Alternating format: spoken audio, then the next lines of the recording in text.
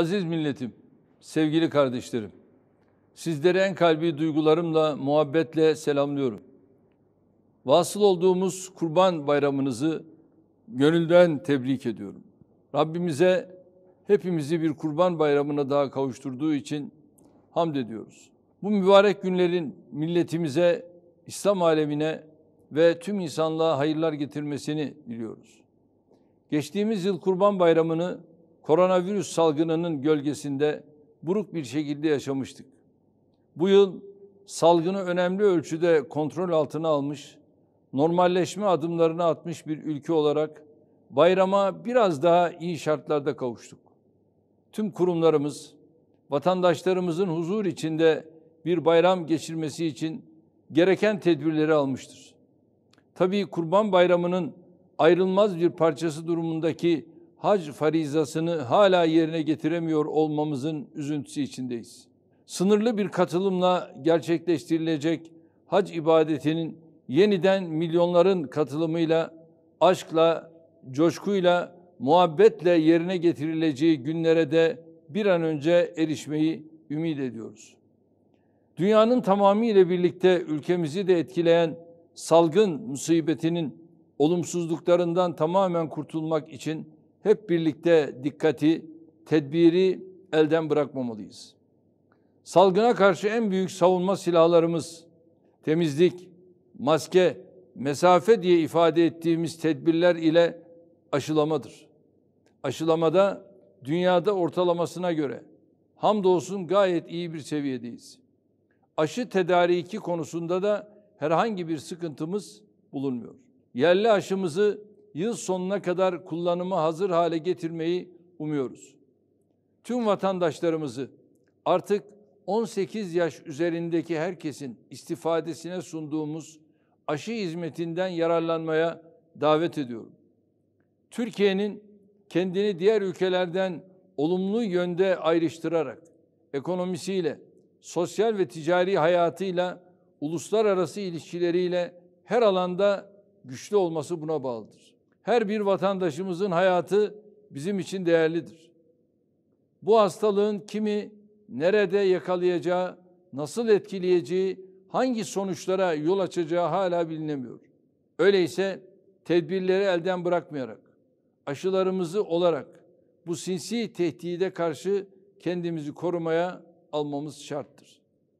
Aşılama yoluyla vaka, hasta ve vefat sayılarında sağlayacağımız ilerleme hem bireylerin sağlığı, hem milletin morali, hem ülkenin hedefleri bakımından kritik öneme sahiptir. Elimize salgın tehdidiyle mücadelede daha iyi imkanlar geçene kadar bu şekilde yolumuza devam edeceğiz. Salgın döneminde ülkemizdeki her kesimin, her bireyin sıkıntı yaşamaması, ihtiyaçlarını karşılayabilmesi için gereken tedbirleri aldık. Normalleşme süreciyle birlikte sınırlamaların çoğu ortadan kalktığı için bu zorluklar önemli ölçüde azalmıştır. Buna rağmen sıkıntısı devam eden vatandaşlarımız varsa elbette önümüzdeki dönemde de onların yanında yer almayı sürdüreceğiz. Türkiye Cumhuriyeti Devleti'nin tüm imkanları 84 milyon vatandaşımızın emrindedir. Asıl olanın reel ekonomiyi güçlendirmek, ülkeyi yatırımla, üretimle, istihdamla, ihracatla büyütmek olduğunun bilinciyle hareket ediyoruz. Bunun için de temel hizmet altyapılarını güçlendirme yanında, üretimin ve ticaretin bel kemiği olan sektörlere destek veriyoruz. Türkiye'nin bölgesinde ve dünyada giderek artan gücünün ortaya çıkardığı güven, istikrar, huzur, umut ikliminde hedeflerimize doğru kararlılıkla yürüyoruz. Hayata geçirdiğimiz her yeni hizmet, devreye aldığımız her yeni eser, tamamladığımız her yeni proje, temelini attığımız her yeni yatırım, büyük ve güçlü Türkiye'nin inşası yolunda bir adımdır. Rabbimden içinde bulunduğumuz mübarek günler hürmetine, ülkemizin ve milletimizin önünü açmasını, sıkıntılarını çözmesini, önünü aydınlatmasını niyaz ediyorum. Her bayramda olduğu gibi Bu defa da sözlerimi yola çıkacak sürücülerimize trafik kurallarına harfiyen uymaları, yola yorgun çıkmamaları, varacakları yere yaklaştıkça dikkatlerini artırmaları çağrısında bulunarak bitirmek istiyorum. Bayram sevincimizin maddi kayıplarla yaralanmalara, vefatlara, yürek yangınına dönüşmemesi için hep birlikte daha sorumlu davranmamız gerekiyor.